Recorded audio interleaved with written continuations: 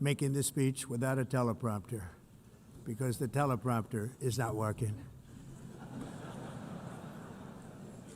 I feel very happy to be up here with you nevertheless, and that way you speak more from the heart. I can only say that whoever's operating this teleprompter is in big trouble.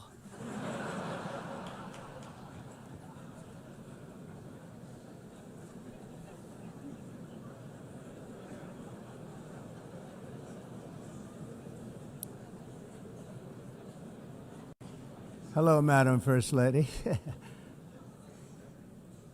Thank you very much for being here. And Madam President, Mr. Secretary General, First Lady of the United States, distinguished delegates, ambassadors, and world leaders. 6 years have passed since I last stood in this grand hall and addressed a world that was prosperous and at peace in my first term. Since that day, the guns of war have shattered the peace I forged on 2 continents. An era of calm and stability gave way to one of the great crises of our time. And here in the United States, 4 years of weakness, lawlessness, and radicalism under the last administration delivered our nation into a repeated set of disasters. 1 year ago, our country was in deep trouble, but today, just 8 months into my administration, we are the hottest country anywhere in the world, and there is no other country even close. America is blessed with the strongest economy, the strongest borders, the strongest military, the strongest friendships, and the strongest spirit of any nation on the face of the earth. This is indeed the golden age of America. We are rapidly reversing the economic calamity we inherited from the previous administration, including ruinous price increases and record-setting inflation like we've never had before.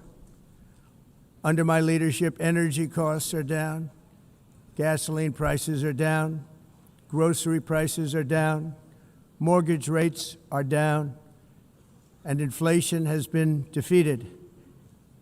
The only thing that's up is the stock market, which just hit a record high.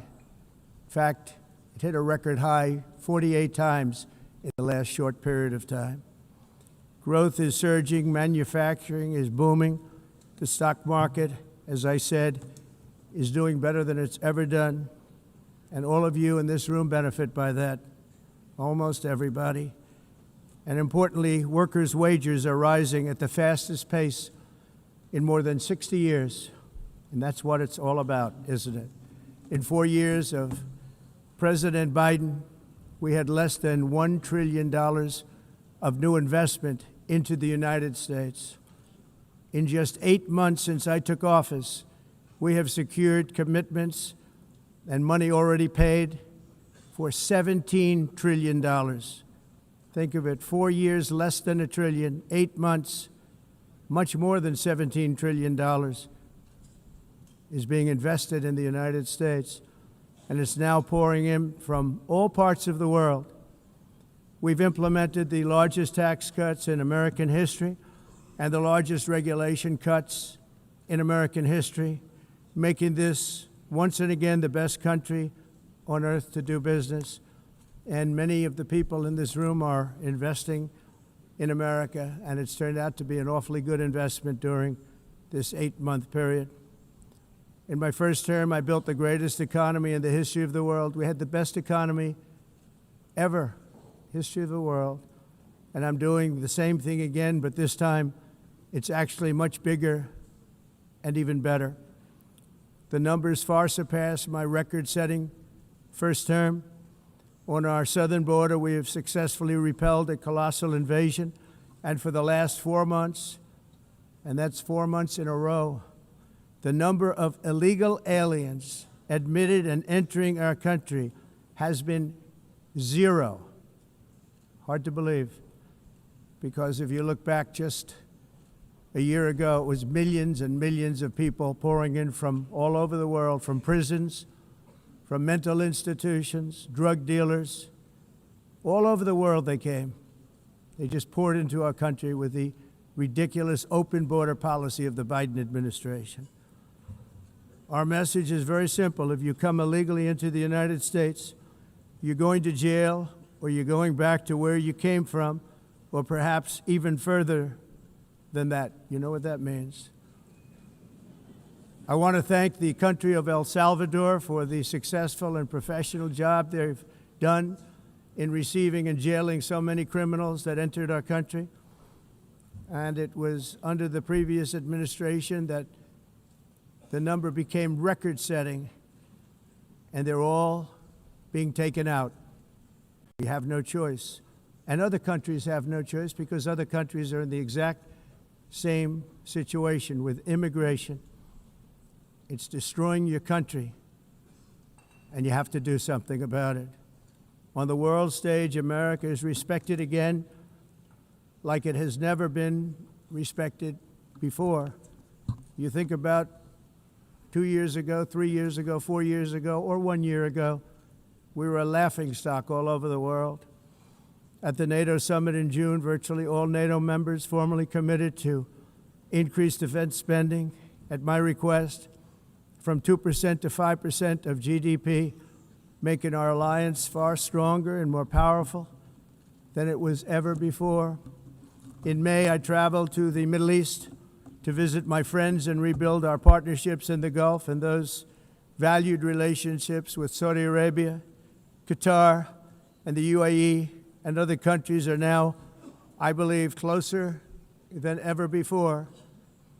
My administration has negotiated one historic trade deal after another, including with the United Kingdom, the European Union, Japan, South Korea, Vietnam, Indonesia, the Philippines, Malaysia, and many, many others.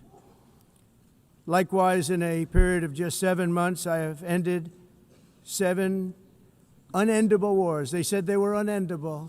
You're never going to get them solved. Some were going for 31 years, 2 of them, 31, think of it, 31 years. One was 36 years.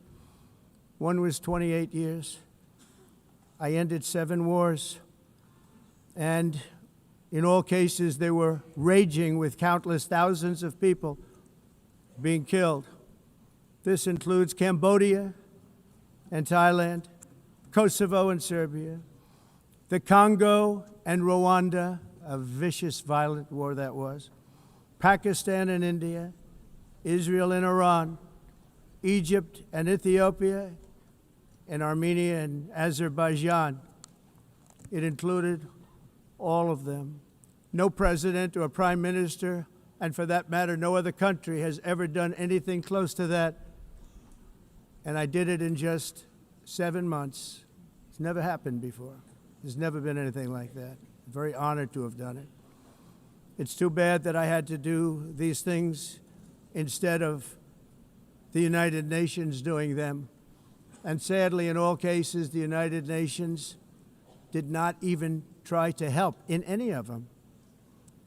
I ended 7 wars, dealt with the leaders of each and every one of these countries, and never even received a phone call from the United Nations offering to help in finalizing the deal.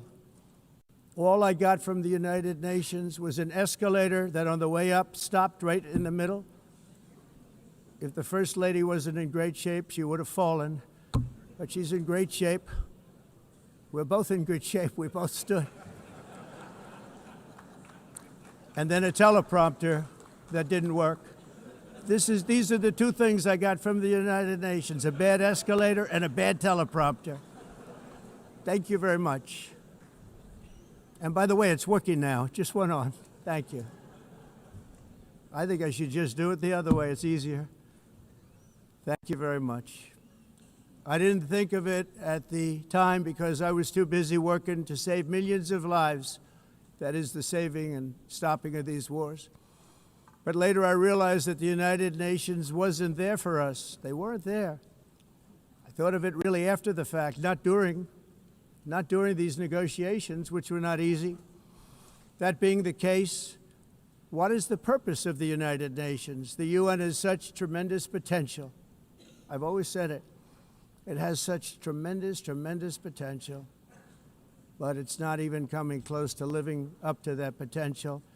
For the most part, at least for now, all they seem to do is write a really strongly worded letter and then never follow that letter up. It's empty words, and empty words don't solve war. The only thing that solves war and wars is action. Now, after ending all of these wars and also earlier negotiating the Abraham Accords, which is a very big thing for which our country received no credit, never receives credit. Everyone says that I should get the Nobel Peace Prize for each one of these achievements. But for me, the real prize will be the sons and daughters who live to grow up with their mothers and fathers, because millions of people are no longer being killed in endless and unglorious wars. What I care about is not winning prizes, it's saving lives. We saved millions and millions of lives with the 7 wars. And we have others that we're working on, and you know that.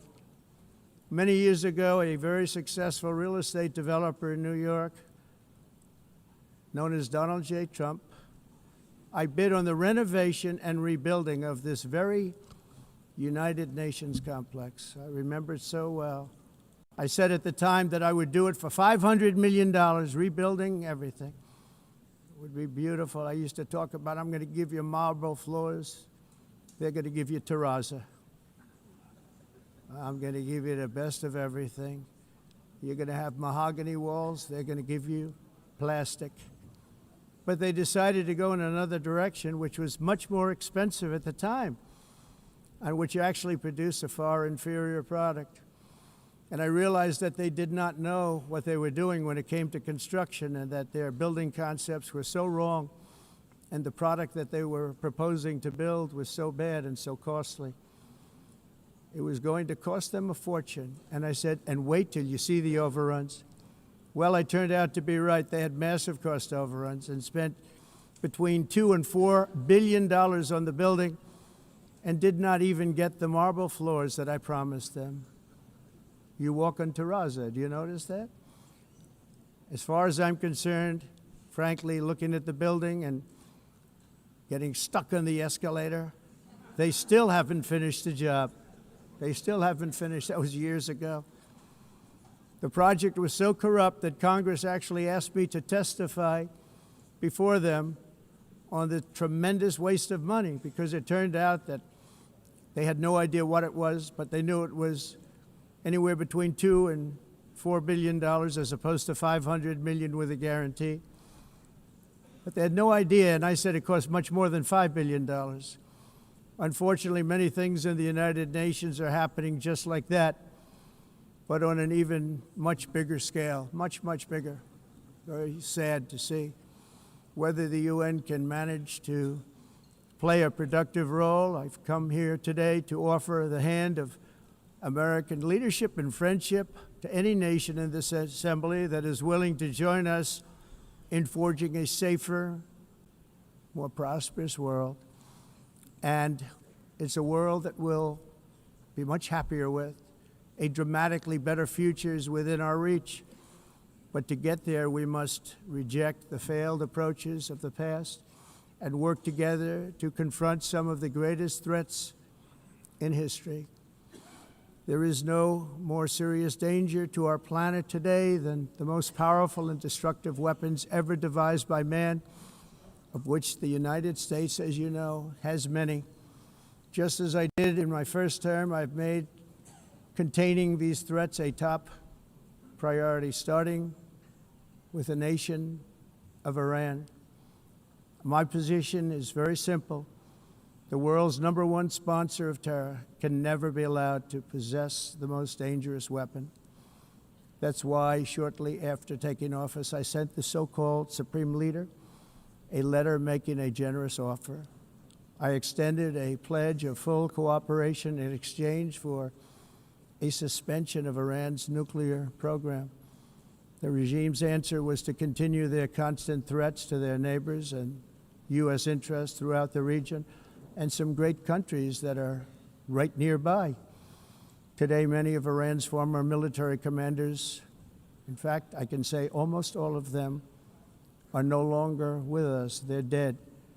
And 3 months ago, in Operation Midnight Hammer, 7 American B-2 bombers dropped the 14 30,000-pound each bombs on Iran's key nuclear facilities, totally obliterating everything. No other country on earth could have done what we did. No other country has the equipment to do what we did. We have the greatest weapons on earth. We hate to use them. But we did something that for 22 years people wanted to do. With Iran's nuclear enrichment capacity demolished, I immediately brokered an end to the 12-day war, as it's called, between Israel and Iran, with both sides agreeing to fight no longer.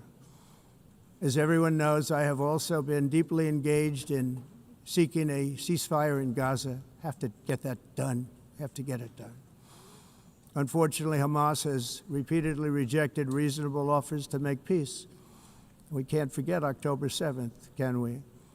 Now, as if to encourage continued conflict, some of this body is seeking to unilaterally recognize a Palestinian state.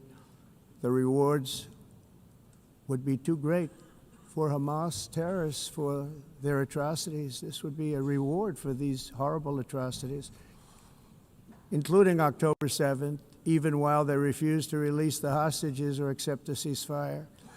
Instead of giving to Hamas and giving so much, because they've taken so much, they have taken so much. This could have been solved so long ago.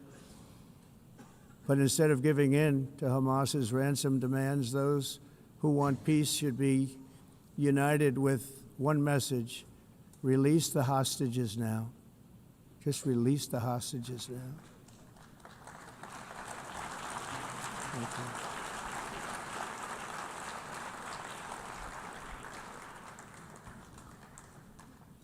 Thank you. As we have got to come together, and we will come together, got to get it done. We have to stop the war in Gaza immediately. We have to stop it. We have to get it done. We have to negotiate, immediately have to negotiate peace. We got to get the hostages back. We want all 20 back. We don't want 2 and 4. As you know, I got, along with Steve Witkoff and others that helped us, Marco Rubio, we got most of them back. We were involved in all of them. But I always said the last 20 are going to be the hardest, and that's exactly what happened. We have to get them back now. We don't want to get back 2, and then another 2, and then 1, and then 3. Have this process. No, we want them all back, and we want the actually 38 dead bodies back too. Those parents came to me, and they want them back, and they want them back very quickly and very badly. As though they were alive, they want them. They want them every bit as much as if their son or daughter were alive. I've also been working relentlessly, stopping the killing in Ukraine. I thought that would be, of the 7 wars that I stopped, I thought that would be the easiest because of my relationship with President Putin, which had always been a good one. I thought that was going to be the easiest one. But you know, in war, you never know what's going to happen. There are always lots of surprises, both good and bad. Everyone thought Russia would win this war in 3 days. But it didn't work out that way. It was supposed to be just a quick little skirmish. It's not making Russia look good. It's making them look bad. No matter what happens from here on out, this was something that should have taken a matter of days, certainly less than a week. And they've been fighting for 3.5 years and killing anywhere from 5,000 to 7,000 young soldiers, mostly soldiers, on both sides, every single week, from 5,000 to 7,000 dead young people, and some in cities, much smaller numbers, where rockets are shot, where drones are dropped. This war would never have started if I were president. This was a war that should have never happened. It shows you what leadership is, what bad leadership can do to a country. Look what happened to the United States, and look where we are right now in just a short period of time. The only question now is how many more lives will be needlessly lost on both sides. China and India are the primary funders of the ongoing war by continuing to purchase Russian oil. but inexcusably, even NATO countries have not cut off much Russian energy and Russian energy products, which, as you know, I found out about 2 weeks ago, and I wasn't happy. Think of it. They're funding the war against themselves. Who the hell ever heard of that one? In the event that Russia is not ready to make a deal to end the war, then the United States is fully prepared to impose a very strong round of powerful tariffs, which would stop the bloodshed, I believe, very quickly. But for those tariffs to be effective, European nations, all of you are gathered here right now, would have to join us in adopting the exact same measures. I mean, you're much closer to this. We have an ocean in between. You're right there. And Europe has to step it up. They can't be doing what they're doing. They're buying oil and gas from Russia while they're fighting Russia.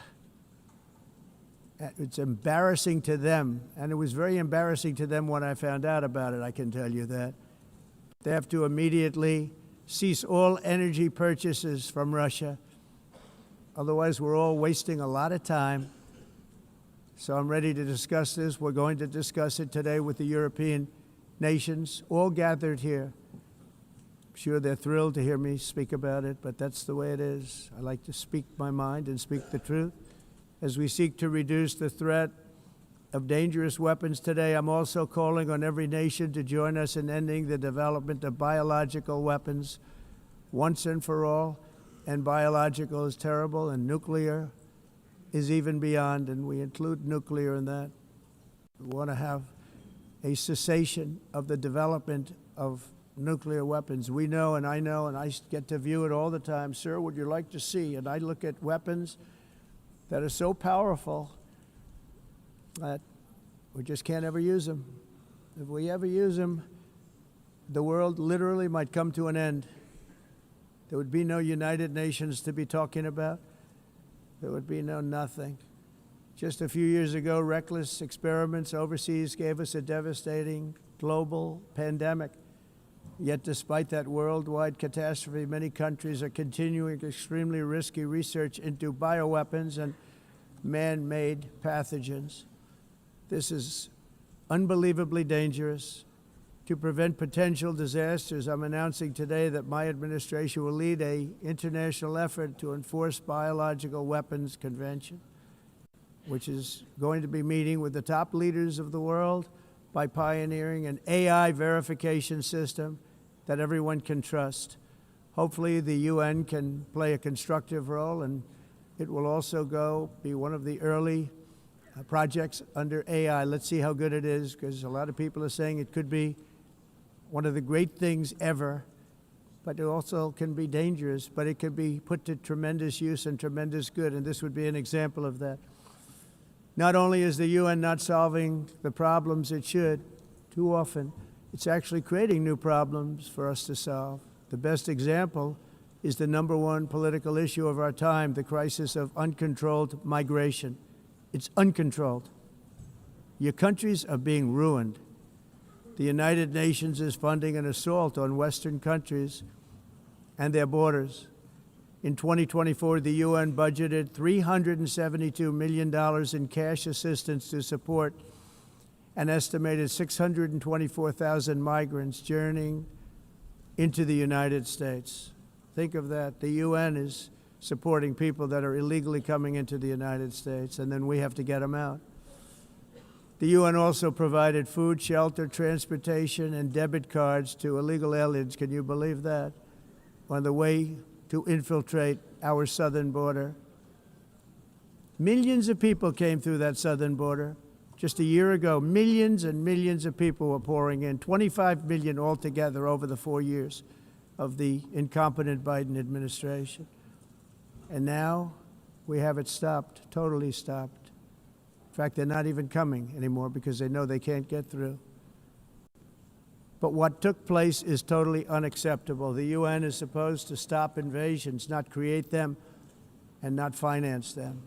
In the United States, we reject the idea that mass numbers of people from foreign lands can be permitted to travel halfway around the world, trample our borders, violate our sovereignty, cause unmitigated crime, and deplete our social safety net. We have reasserted that America belongs to the American people, and I encourage all countries to take their own stand in defense of their citizens as well. You have to do that because I see it. I'm not mentioning names. I see it, and I could call every single one of them out. You're destroying your countries. They're being destroyed. Europe is in serious trouble. They've been invaded by a force of illegal aliens like nobody's ever seen before. Illegal aliens are pouring into Europe. Nobody is ever, and nobody's doing anything to change it, to get them out. It's not sustainable. And because they choose to be politically correct, they're doing just absolutely nothing about it.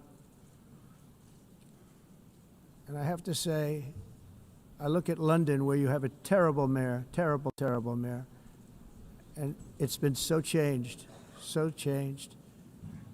Now they want to go to Sharia law, but you're in a different country. You can't do that.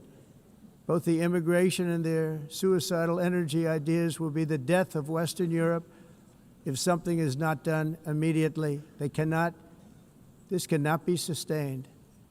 What makes the world so beautiful is that each country is unique. But to stay this way, every sovereign nation must have the right to control their own borders. You have the right to control your borders, as we do now, and to limit the sheer numbers of migrants entering their countries and paid for by the people of that nation that were there and that built that particular nation at the time. They put their blood, sweat, tears, money into that country, and now they're being ruined. Proud nations must be allowed to protect their communities and prevent their societies from being overwhelmed by people they have never seen before, with different customs, religions, with different everything. Where migrants have violated laws, lodged false asylum claims, or claimed refugee status for illegitimate reasons, they should, in many cases, be immediately sent home. And while we will always have a big heart for places and people that are struggling and truly compassionate, answers will be given. We have to solve the problem, and we have to solve it in their countries, not create new problems in our countries. And we are very helpful to a lot of countries that are just not able to send their people anymore. They used to send them to us in caravans of 25,000, 30,000 people each. These massive caravans of people pouring into our country, totally unchecked and unvetted. But not anymore. According to the Council of Europe, in 2024, almost 50% of inmates in German prisons were foreign nationals or migrants. In Austria, the number was 53% of the people in prisons were from places that weren't from where they are now. In Greece, the number was 54%, and in Switzerland, beautiful Switzerland, 72% of the people in prisons are from outside of Switzerland. When your prisons are filled with so-called asylum seekers who repaid kindness, and that's what they did, they repaid kindness with crime, it's time to end the failed experiment of open borders. You have to end it now. See, I can tell you, I'm really good at this stuff. Your countries are going to hell. In America, we've taken bold action to swiftly shut down uncontrolled migration. Once we started detaining and deporting everyone who crossed the border and removing illegal aliens from the United States, they simply stopped coming. They're not coming anymore. We're getting a lot of credit, but they're not coming anymore. This was a humanitarian act for all involved, because on the trips up, thousands of people a week were dying. Women were being raped. Nobody's ever seen anything like it. Raped, horribly beaten, raped. On the trip up, the journey up, it was a long walk. It was a long, arduous journey, indeed. And it was also a historic victory against human trafficking throughout the region. What we did was a victory, and we saved so many lives of people that wouldn't make the journey. That journey was loaded up with death. Loaded up with death. Dead bodies all along the roads of jungles. To get up, they go through jungles, they go through areas so hot you couldn't breathe. They were dying of suffocation. Areas so hot that you couldn't breathe. Dead bodies all over. By them not coming, we're saving tremendous numbers of lives. My people have done a fantastic job in doing what they did, and the American public agrees with it. I mean, I was very proud to see this morning I have the highest poll numbers I've ever had. Part of it is because of what we've done on the border. I guess the other part is what we've done on the economy. Joe Biden's policies empowered murderous gangs, human smugglers, child traffickers, drug cartels, and prisoners from all over the world. The previous administration also lost nearly 300,000 children. Think of that. They lost more than 300,000 children, little children, who were trafficked into the United States on the Biden watch, many of whom have been raped, exploited, and abused, and sold. Sold. Nobody talks about that. The fake news doesn't write about it. With many others, young children who are missing or dead. And we found a lot of these children, and we're sending them back, and we've been sending them back to their parents. They said, nobody knows who they are. They said, where do you come from? And they'll give us a country, and we'll find out, and we'll figure it out, and we'll bring them back to their homes. And the mother and father rush to the door, and their tears in their eyes. They can't believe that they're seeing their son or daughter, their little son or daughter again. We've done almost 30,000 of them so far. Any system that results in the mass trafficking of children is inherently evil. Yet that is exactly what the globalist migration agenda has done, and it's what it's all about.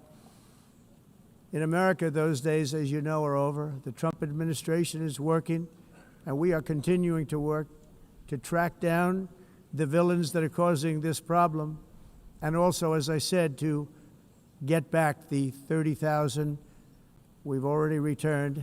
Now I think we're going to have another. We're going to find a lot. You're not going to find all of them. 300, more than 300,000. They're lost or they're dead.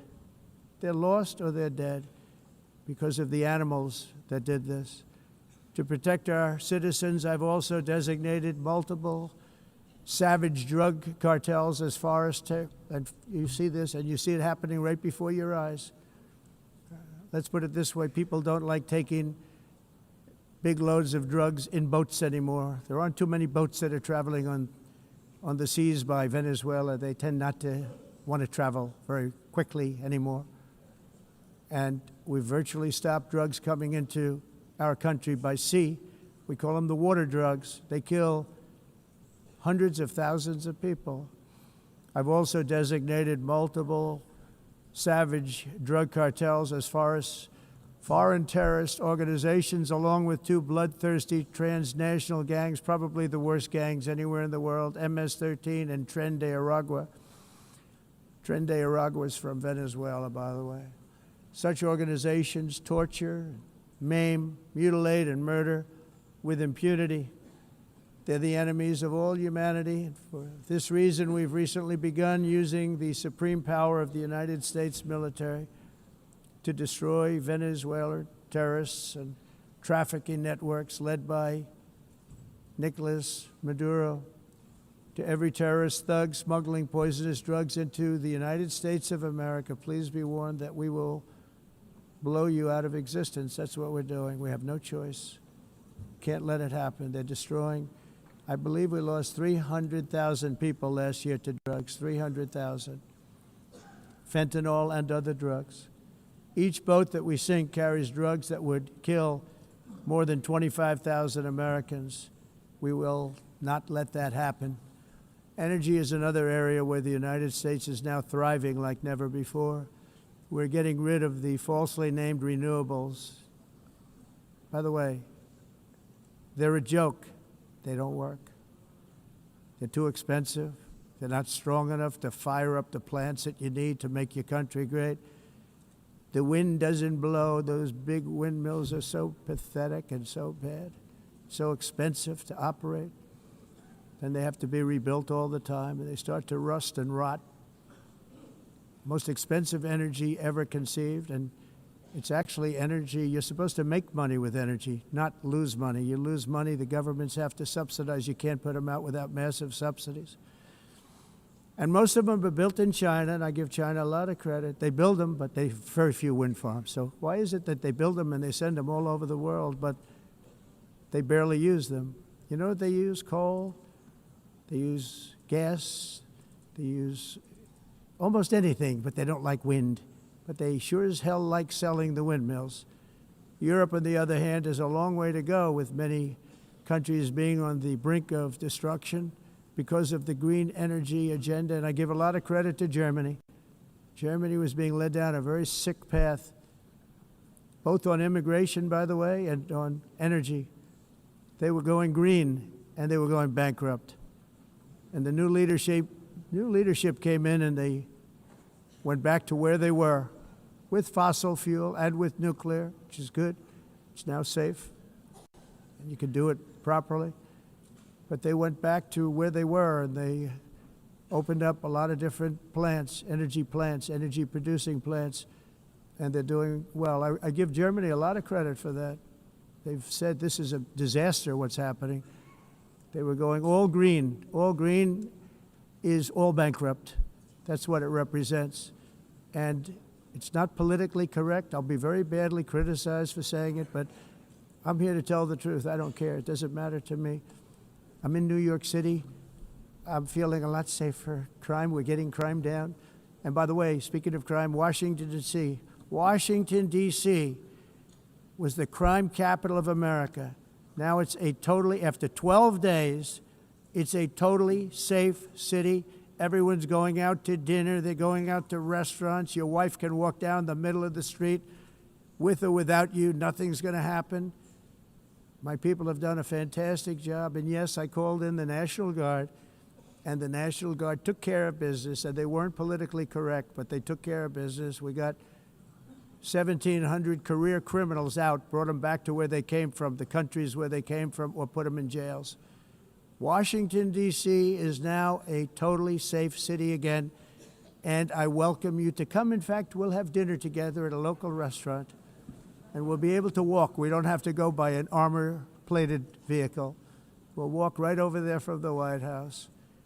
They've given up their powerful edge, a lot of the countries that we're talking about, in oil and gas, such as essentially closing the great North Sea oil. Oh, the North Sea, I know it so well. Aberdeen was the oil capital of Europe, and there's tremendous oil that hasn't been found in the North Sea, tremendous oil. And I was with the Prime Minister I respect and like a lot, and I said, you're sitting with the greatest asset. They essentially closed it by making it so highly taxed that no developer, no oil company can go there. They have tremendous oil left, and more importantly, they have tremendous oil that hasn't even been found yet. And what a tremendous asset for the United Kingdom. And I hope the Prime Minister is listening, because I told it to him 3 days in a row. That's all he heard. North Sea oil, North Sea, because I want to see them do well. I want to stop seeing them ruining that beautiful Scottish and English countryside with windmills and massive solar panels that go 7 miles by 7 miles, taking away farmland. But we're not letting this happen in America. In 1982, the executive director of the United Nations Environmental Program predicted that by the year 2000, climate change would cause a global catastrophe. He said that it will be irreversible, as any nuclear holocaust would be. This is what they said at the United Nations. What happened? Here we are. Another UN official stated in 1989 that within a decade, entire nations could be wiped off the map by global warming. Not happening. You know, it used to be global cooling. If you look back years ago in the 1920s and the 1930s, they said, global cooling will kill the world. We have to do something. Then they said global warming will kill the world, but then it started getting cooler, so now they could just call it climate change, because that way they can't miss. It's climate change, because if it goes higher or lower, whatever the hell happens, there's climate change. It's the greatest con job ever perpetrated on the world, in my opinion. Climate change, no matter what happens, you're involved in that. No more global warming, no more global cooling. All of these predictions made by the United Nations and many others, often for bad reasons, were wrong. They were made by stupid people that have cost their countries fortunes and given those same countries no chance for success. If you don't get away from this green scam, your country is going to fail. And I'm really good at predicting things, you know. They actually said during the campaign they had a hat, the best-selling hat. Trump was right about everything. And I don't say that in a braggadocious way, but it's true. I've been right about everything. And I'm telling you that if you don't get away from the green energy scam, your country is going to fail. And if you don't stop people that you've never seen before, that you have nothing in common with, your country is going to fail. I'm the President of the United States, but I worry about Europe. I love Europe. I love the people of Europe. And I hate to see it being devastated by energy and immigration. This double-tailed monster destroys everything in its wake, and they cannot let that happen any longer. You're doing it because you want to be nice. You want to be politically correct, and you're destroying your heritage. They must take control strongly and immediately of the unmitigated immigration disaster and the fake energy catastrophe before it's too late. The carbon footprint is a hoax made up by people with evil intentions, and they're heading down a path of total destruction. You know, the carbon footprint was a big, big thing a few years ago. I remember hearing about the carbon footprint, and then President Obama would get into Air Force One, a massive Boeing 747, and not a new one, an old one with old engines that spew everything into the atmosphere. He'd talk about the carbon footprint, we must do so. Then he'd get in and he'd fly from Washington to Hawaii to play a round of golf. And then he'd get back onto that big, beautiful plane and he'd fly back and he'd talk about, again, global warming and the carbon footprint. It's a con job. At extreme cost and expense, Europe reduced its own carbon footprint by 37%. Think of that. Congratulations, Europe. Great job.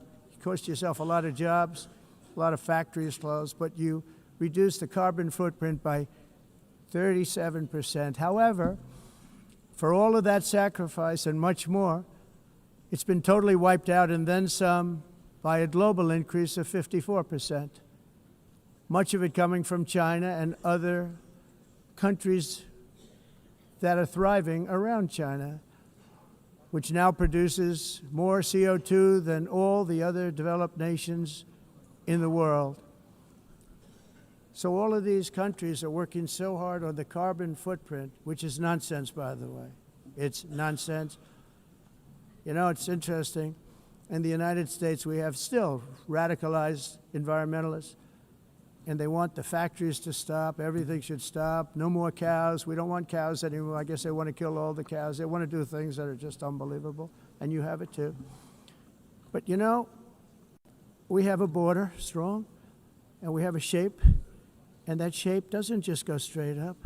That shape is amorphous when it comes to the atmosphere. And if we had the most clean air, and I think we do, we have very clean air. We have the cleanest air we've had in many, many years.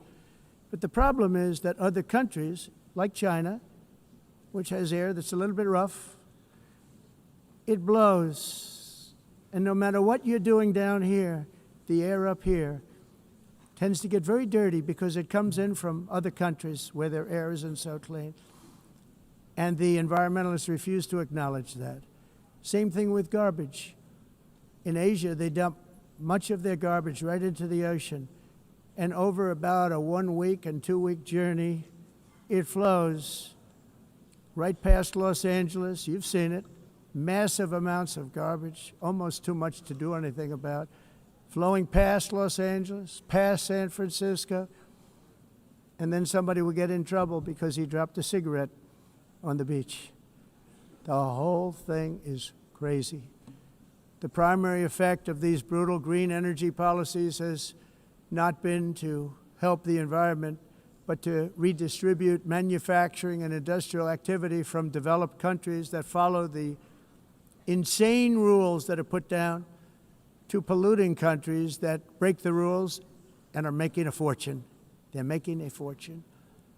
European electricity bills are now 4 to 5 times more expensive than those in China, and 2 to 3 times higher than the United States. And our bills are coming way down. You probably see that our gasoline prices are way down. You know, we have an expression, drill, baby, drill, and that's what we're doing. We're going to be much lower in a year from now. But they've come way down over the last year. As a result, every air conditioner is like very uncommon to see one in some of these countries because the electric costs are so high. So while the U.S. has approximately 1,300 heat-related deaths annually, that's a lot, Europe loses more than 175,000 people to heat deaths each year because the costs are so expensive you can't turn on an air conditioner. What is that all about? That's not Europe. That's not the Europe that I love and know. All in the name of pretending to stop the global warming hoax. The entire globalist concept of asking successful industrialized nations to inflict pain on themselves and radically disrupt their entire societies must be rejected completely and totally, and it must be immediate. That's why in America I withdrew from the fake Paris Climate Accord, where, by the way, America was paying so much more than every country. Others weren't paying. China didn't have to pay until 2030. Russia was given an old standard that was easy to meet, a 1990 standard. But for the United States, we're supposed to pay like $1 trillion. And I said, this is another scam. The fact is, the United States has been taken advantage of by the world for many, many years, but not any longer, as you probably noticed. I unleashed massive energy production and signed historic executive orders to hunt for oil, but we don't have to do much hunting because we have the most oil of any nation anywhere, oil and gas in the world. And if you add coal, we have the most of any nation in the world. Clean, I call it clean, beautiful coal. You can do things today with coal that you couldn't have done 10 years ago, 15 years. So I have a little standing order in the White House. Never use the word coal, only use the words clean, beautiful coal. Sounds much better, doesn't it? But we stand ready to provide any country with abundant, affordable energy supplies if you need them, when most of you do. We're proudly exporting energy all over the world. We're now the largest exporter. In the United States, we want trade and robust commerce with all nations, everybody. We want to help nations. We're going to help nations. But it must also be fair and reciprocal. The challenge with trade is much the same with climate. The countries that followed the rules, all their factories have been plundered. It's really sad to watch. They've been broken. They've been broken by countries that broke the rules. That's why the United States is now applying tariffs to other countries, and much as these tariffs were for many years applied to us, uncontrollably applied to us. We've used tariffs as a defense mechanism under the Trump administration, including my first term, where hundreds of billions of dollars in tariffs were taken in. And by the way, we had the lowest inflation, and now we have very low inflation. The only thing different is that we have hundreds of billions of dollars flowing into our country. But this is how we will ensure that the system works for everyone and is sustainable into the future. We're also using tariffs to defend our sovereignty and security throughout the world, including against nations that have taken advantage of former U.S. administrations for decades, including the most corrupt, incompetent administration in history, the sleepy Joe Biden administration. Brazil now faces major tariffs in response to its unprecedented efforts to interfere in the rights and freedoms of our American citizens and others, with censorship, repression, weaponization, judicial corruption, and targeting of political critics in the United States. I have a little problem saying this because I must tell you, I was walking in and the leader of Brazil was walking out. We saw him, and I saw him, he saw me, and we embraced. And then I'm saying, can you believe I'm going to be saying this in just 2 minutes? But we actually agreed that we would meet next week. We didn't have much time to talk, like about 20 seconds. They were in retrospect, I'm glad I waited because this thing didn't work out too well. But we did talk, we had a good talk, and we agreed to meet next week, if that's of interest. But he seemed like a very nice man, actually. He liked me, I liked him. But if you, and I only do business with people I like. When I don't like them, I don't like them. But we had, at least for about 39 seconds, we had excellent chemistry. It's a good sign. But also in the past, Brazil, can you believe this, unfairly tariffed our nation, but now because of our tariffs, we are hitting them back, and we're hitting them back very hard. As president, I will always defend our national sovereignty and the rights of American citizens. So I'm very sorry to say this, that Brazil is doing poorly and will continue to do poorly. They can only do well when they're working with us. Without us, they will fail, just as others have failed. It's true. Next year, the United States will celebrate the 250th anniversary of our glorious independence, a testament to enduring power and American freedom and spirit. We will also be proudly hosting the 2026 FIFA World Cup, and shortly thereafter, the 2028 Olympics, which is going to be very exciting. I hope you all come. I hope that countless people from all over the globe will take part of these will be great celebrations of liberty and human achievement, and that together we all can rejoice in the miracles of history that began in July 4th, 1776, when we founded the light to all nations. And it's something really that an amazing thing came out of that date. It's called the United States of America. In honor of this momentous anniversary, I hope that all countries who find inspiration in our example will join us in renewing our commitment, values, and those values, really, that we hold so dear. Together, let us defend free speech and free expression. Let us protect religious liberty, including for the most persecuted religion on the planet today. It's called Christianity. And let us safeguard our sovereignty and cherish qualities that have made each of our nations so special, incredible, and extraordinary. In closing, I just want to repeat that immigration and the high cost of so-called green renewable energy is destroying a large part of the free world and a large part of our planet. Countries that cherish freedom are fading fast because of their policies on these two subjects. You need strong borders and traditional energy sources if you are going to be great again. Whether you have come from north or south, east or west, near or far, every leader in this beautiful hall today represents a rich culture, a noble history, and a proud heritage that makes each nation majestic and unique, unlike anything else in human history or any other place on the face of the earth. From London to Lima, from Rome to Athens, from Paris to Seoul, from Cairo to Tokyo and Amsterdam to right here in New York City, we stand on the shoulders of the leaders and legends, generals and giants, heroes and titans who won and built our beloved nations, all of our nations, with their own courage, strength, spirit, and skill. Our ancestors climbed mountains, conquered oceans, crossed deserts, and trekked over wide open plains.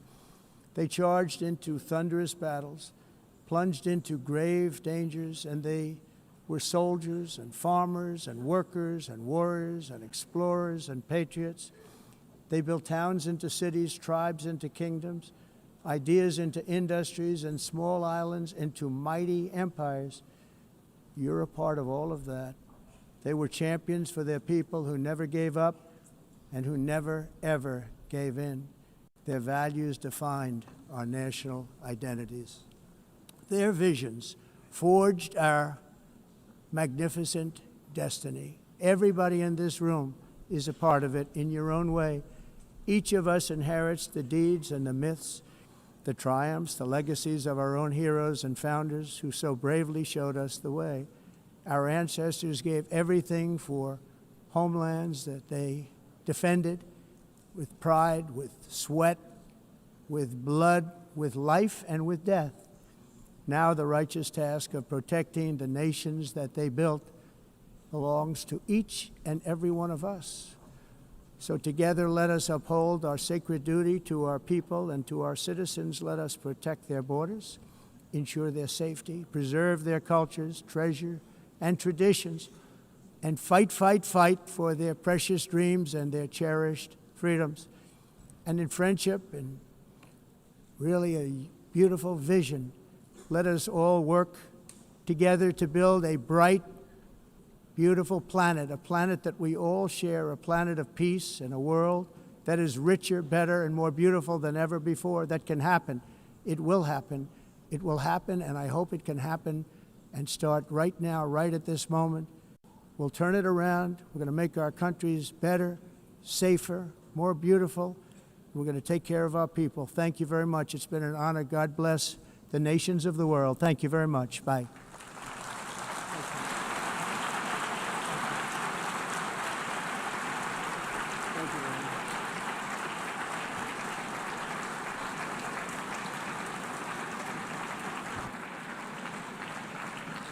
On behalf of the Assembly, I wish to thank the President of the United States,